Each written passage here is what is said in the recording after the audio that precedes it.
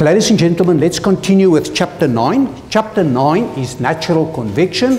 We've looked at the basics, we've looked at the Grashof number, then the natural convection over surfaces, then over fin surfaces and printed circuit boards, natural convection inside enclosures, and the last part that we are going to do is combined natural and forced convection. Now to explain that, let's look at the simple case of a flat plate. Okay, if this is a flat plate, and this temperature, Ts, is hot. Okay, it is a hot temperature, and with hot we mean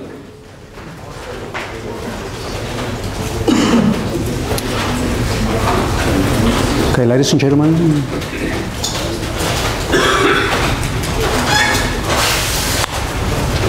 with hot, we mean this temperature of the flat plate is higher than that of the environment. So, we have already discussed it, that on that hot plate, there will be flow in that direction because of the buoyancy forces. Very, very small velocity, and therefore the Nusselt number usually also relatively small, the order of 10 and lower. Okay. If we would now put a small fan here with a small flow rate, okay, then I'm sure you will agree with me that this velocity is going to increase because it's getting help, isn't it? Okay, so we can expect that. And then there might be the opposite, and the opposite is a cold plate. So this surface is now cold, and the natural convection boundary layer does something like that, and we've got flow in this direction. Okay. If again we put a fan here, it's a very low flow rate, then this velocity is going to be opposed. The relative velocity is going to decrease. So what we have is, firstly, without the fan, a natural convection problem, with the fan, a forced convection problem, and the result is now we've got a combined natural and forced convection problem. And then the same on this side. So how do we take that into consideration? Well, it can be done actually very easily by saying that the combined Nusselt number of these two together is equal to the Nusselt number to the n of the forced convection. F subscript F is the forced convection to the n plus the Nusselt number of the natural convection to the n. Everything to the 1 divided by n. Okay, where n is usually in the order of approximately 3 to 4. Okay, so approximately in the order of 3 to 4.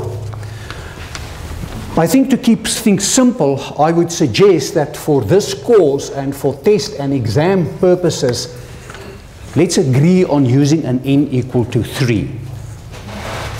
Okay. Okay. Now what is very important, however, is that what I've written there is not actually exactly correct. That plus should be a plus or a minus. A plus or a minus. So if you look at these two cases, which one would be the plus? I think it is simple, isn't it? These two are helping each other, therefore we add them. These two are not working against each other, they are working against each other, it is opposing, therefore it should be the minus. Okay. Now the only complication here, which hasn't been discussed very well in the textbook, is that in some cases this Nusselt number might be higher than that one. And if it's n equal to 3, then you actually can't solve it because you've got minus a Nusselt number to 1 divided by 3. Okay. So I would suggest that you change that by considering the mot, the absolute difference of the two, then you wouldn't have any problems with the sign. Okay, that is the theory of combined natural and forced convection. If I summarize it in one paragraph, there's a little bit more behind it, and you can go and read in the textbook a little bit more about that. Before we continue, any questions on this? Okay, not. Let's do a problem. The problem is going to make things much clearer. And the problem we're going to consider is, it is at the back of your textbook, I think problem 9.87. Yeah. Problem 987 at the back of the chapter. And this problem says, consider a 15 centimeter diameter horizontal cylinder having a surface temperature that is maintained at 120 degrees Celsius. Water at 40 degrees Celsius is flowing across the cylinder with a velocity of 0.2 meters per second. Determine the Reynolds number if the water is flowing firstly upward and B downward. Okay. So this problem looks like this. We've got this cylinder with a diameter of 150 millimeters. Okay. Remember, it's a cylinder, so it's going all the way like this. And its length is 5 meters. So 5 meters in this direction. Okay. Its surface temperature, Ts, is equal to 120 degrees Celsius. Okay. And we have water, and we show it schematically. Water at a temperature of 40 degrees Celsius flowing in this direction. And this is case A. Case B would be now with the same cylinder, still 150 millimeters, but now the water flow direction is in that direction. Okay, so we've got water, still water, 40 degrees Celsius, with this surface temperature is equal to 40 degrees Celsius. And this is case B. Okay, and this velocity is 0.2 meters per second. Velocity is equal to 0.2 meters per second. Okay, I repeat the problem. A 15 centimeter diameter horizontal, take note it's in an horizontal position, has a surface temperature that is maintained at 120 degrees Celsius. Water at 40 degrees Celsius is flowing across the cylinder with a velocity of 0.2 meters per second. Determine the Reynolds number if the water is flowing upwards and B downward. Do you all follow the problem?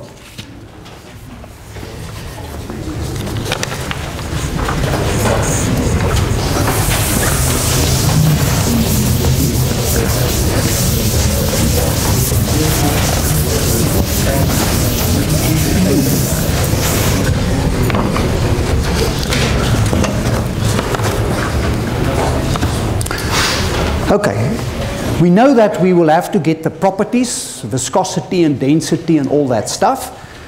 So let's start with that, and we need to get that properties of water at the surface temperature plus the freeze-steam temperature divided by 2. The surface temperature is equal to 120. The freeze-steam temperature is 40, which gives us an 80 degrees Celsius temperature. And in table A9, we can get all the properties. And the properties are, the density is equal to 971.8 kilograms per cubic meters. The viscosity is equal to 0.355 multiplied by 10 to the minus 3 kilograms per meter second. The Prandtl number is equal to 2.22. The thermal conductivity K is equal to 0.6562 watts per meter Kelvin. Okay. And beta, the thermal expansion coefficient, is 1 divided by TF, and that is 1 divided by 80. Excuse me? Plus what? Plus 273. You all agree? No.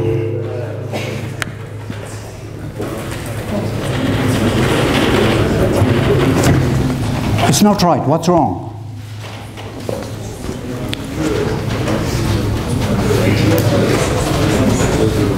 Remember this for the test. Okay. 1 divided by TF is for an ideal gas. Okay. 1 divided by TF is for an ideal gas. We are working now with water, okay, which is not an ideal gas. So where are you going to get the beta value now? Well, it's in the table. Okay, it's in the last column in your textbook. Okay, so beta is equal to 0.653 multiplied by 10 to the minus 3.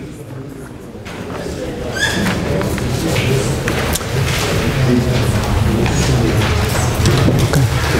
So TF, beta, it is equal to that, obviously in Kelvin, for a gas or an ideal gas. It is not equal to that for a liquid.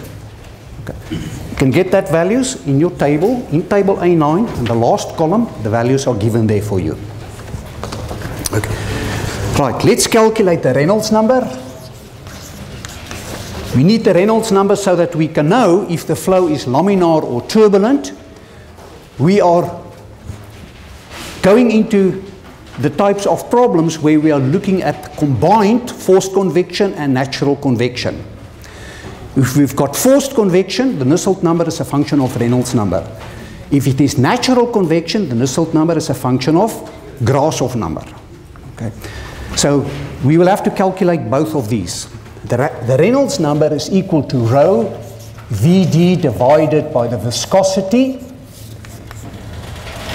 The density is 971.8. The velocity is 0.2 multiplied by the diameter, which is equal to 0.15, divided by the viscosity, which is equal to 0.355 multiplied by 10 to the minus 3. And that gives us a Reynolds number of 82,241. Okay. Which means the flow is actually turbulent. Am I correct? No.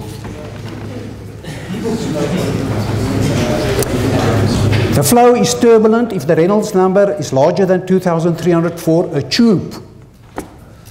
Okay, if the geometry changes, that is not the case. For a flat plate, it is 100,000 or 500,000 actually.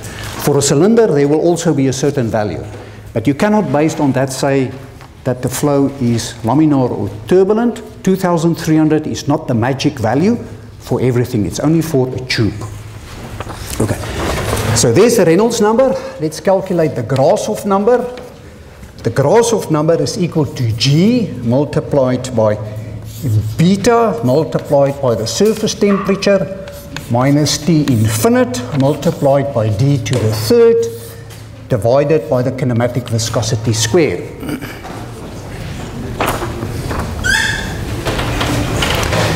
G is equal to 9.81. Beta is equal to 0.653 multiplied by 10 to the minus 3 multiplied by the change in temperature. The surface temperature is equal to 120 and the water temperature is at 40. The diameter is 150 millimeters, so it is 0.150 to the third, divided by the kinematic viscosity. The kinematic viscosity is the normal viscosity, divided by the density. The density is 971.8, the square of everything, like that, from which we can get the Grashof number is equal to 1.274 multiplied by 10 to the 10.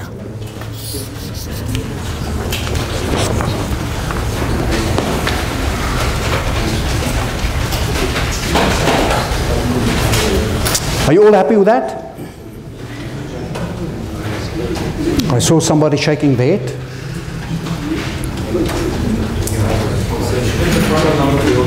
I was hoping somebody asked about the Prandtl number. No, not really.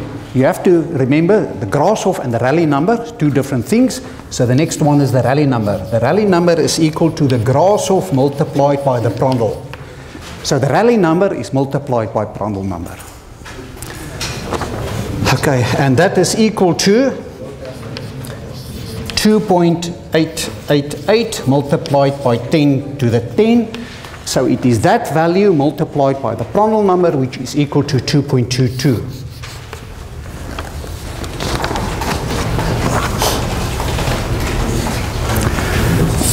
Okay. Something that we have done a few lectures back, maybe you forgot all about it, is the criteria when the flow is natural convection, when it is forced convection, and when it is a combination of the two. And that criteria is the Grashof number based on the diameter divided by Reynolds square. Okay.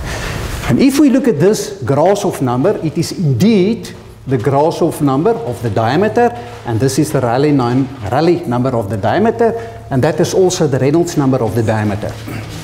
Everything is based on diameter. So if we look at that ratio, then it is equal to 1.274 multiplied by 10 to the 10 divided by 82,241, which is equal to 1.88.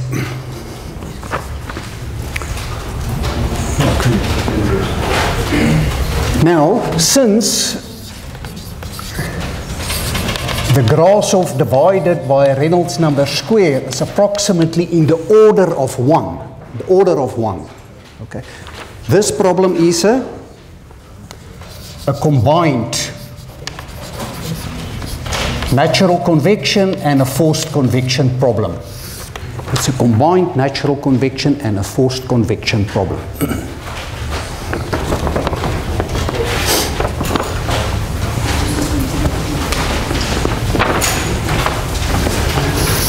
Okay, so let's first consider the forced convection only. So we go back to this problem and we say, let's forget about the natural convection and we only consider the flow of 0.2 meters per second over a horizontal cylinder, and we calculate the Nusselt number. Okay. So the first part is forced convection over a cylinder, and if you go and look in table 7.1, different relationships were given in that table in chapter 7 where we've considered forced convection. We've looked at different geometries, we have looked at different Reynolds numbers, and based on that you can go and get that the Nusselt number, take note, I put in the F to indicate it is forced convection.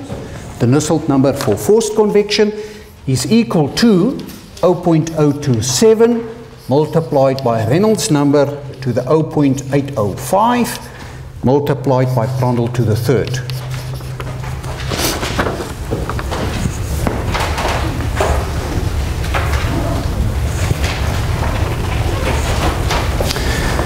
Okay, which is then equal to 0.027 multiplied by the Reynolds number, which is 82,241 to the 0.805, multiplied by Prandtl is 2.22, everything to the third, and that gives us the Nusselt number for forced convection is equal to 318.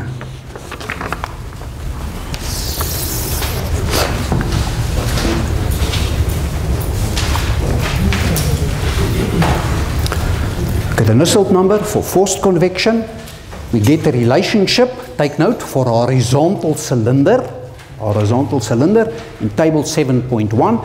That is the relationship. We can see the Nusselt number is a function of the Reynolds number, calculated 318. Let's consider the natural convection part. Okay, the natural convection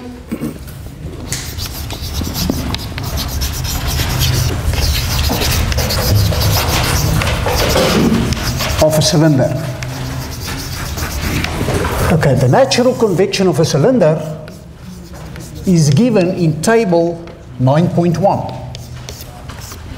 Okay, in table 7.1, in chapter 7 we did forced convection. Different geometries are given in table 7.1.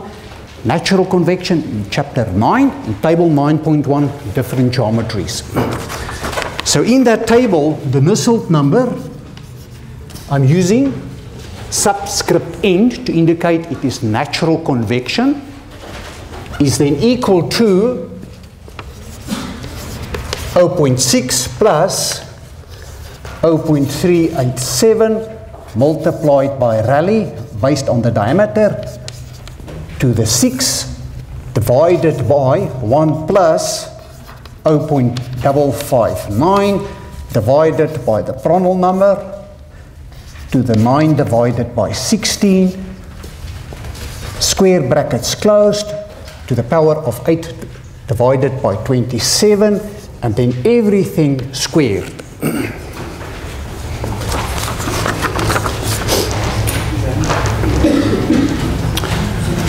Okay, it's one of those calculations where it's a good thing to, if you do it with your finger, to go and do the calculation at least 3 times or 4 times to make sure it is correct, and maybe to use different approaches every time when you do the calculation.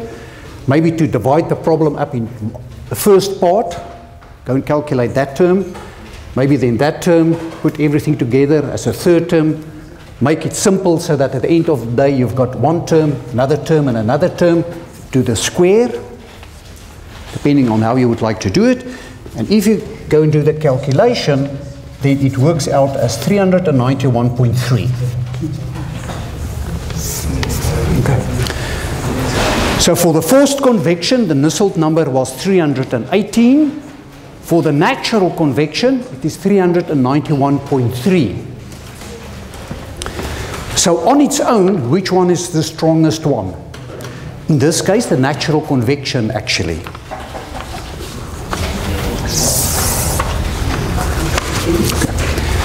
Let's look at the first case of upward flow.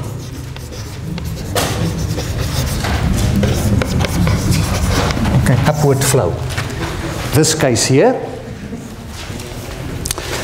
In the theory part, we've said that the Nusselt number, okay, and the footnote I'm going to use now, the subscript I'm going to use, is this arrow showing in the upward direction. The Nusselt number for the flow in the upward direction is equal to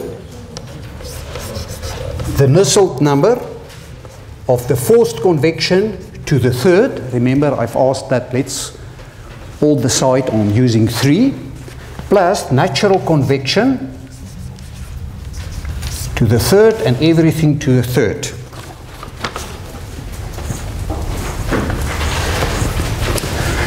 Okay, if you go and calculate the Nusselt number, then it works out as 453. Okay. Remember, we use the plus because the two are busy assisting each other. they are helping each other, and because they are assisting, we use the plus.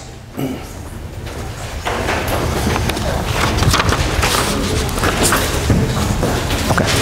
It's elementary by now.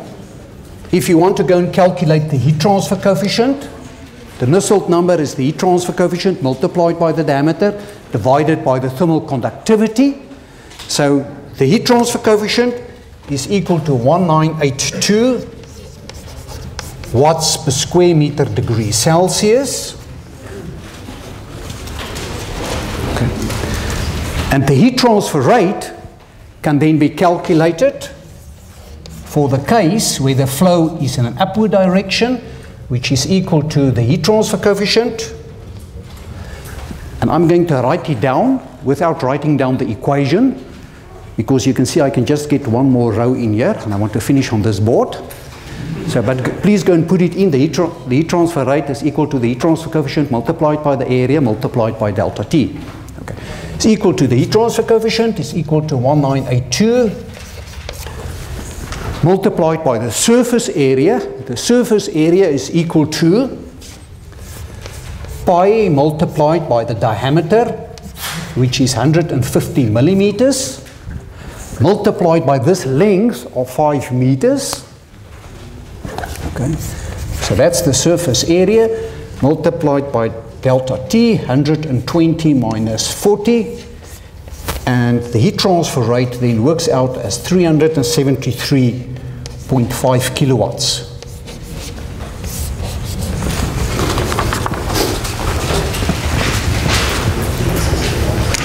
Okay, any questions?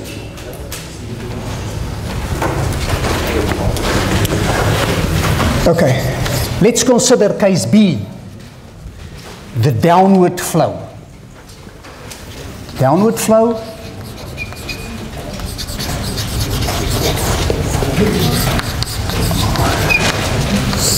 Okay, for downward flow, the Nusselt number, the arrow showing downward, Nusselt number, is then equal to the Nusselt number of natural convection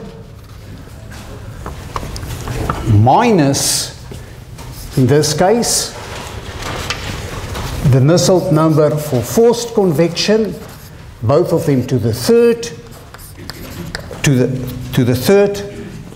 the power of 1 divided by 3, and we use the negative sign because they are opposing each other. They are opposing. Therefore, the negative sign. Okay, now look what is happening here. That is why I've warned you. The natural convection Nusselt number is 391.3 to the third, minus the forced convection one is 318 to the third, okay? The result is this is going to give you a negative sign in your calculator, and then you're going to get an error. Okay, so that is why I recommend take the mod of it, okay, and the result is a Nusselt number of 299.4.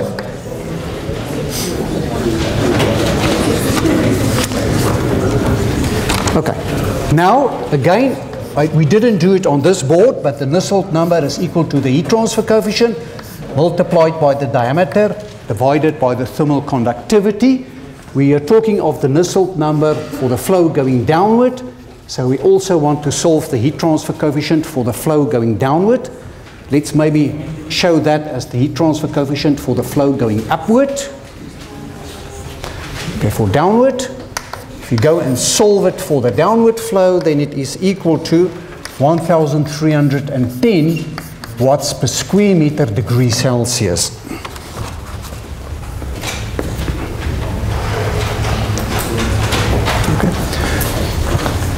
The heat transfer rate for the flow in the downward direction. Okay, now I've got some space to write out my equation. The heat transfer coefficient going downwards multiplied by the surface area multiplied by the surface temperature minus T infinite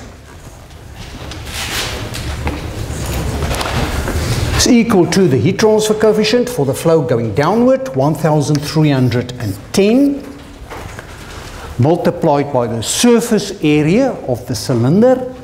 The surface area would be equal to pi multiplied by the diameter multiplied by its length of 5 meters. There you go. Multiplied by the surface temperature, which is 120 degrees Celsius minus 40, and that gives us a heat transfer rate of 249.9 kilowatts.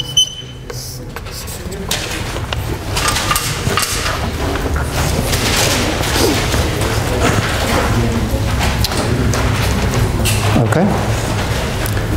So let's look at the answer. Let's look at the answers. 250 kilowatts in comparison with 370 kilowatts. So in this case, where the two work together, 370 kilowatts, where they work against each other, it is equal to about 250 kilowatts. Okay, and it's a significant difference with a very, very small flow rate.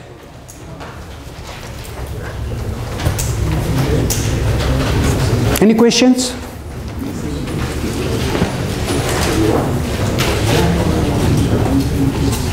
If not, ladies and gentlemen, I would like to wish you all of the best for the test. Thank you, Lloyd.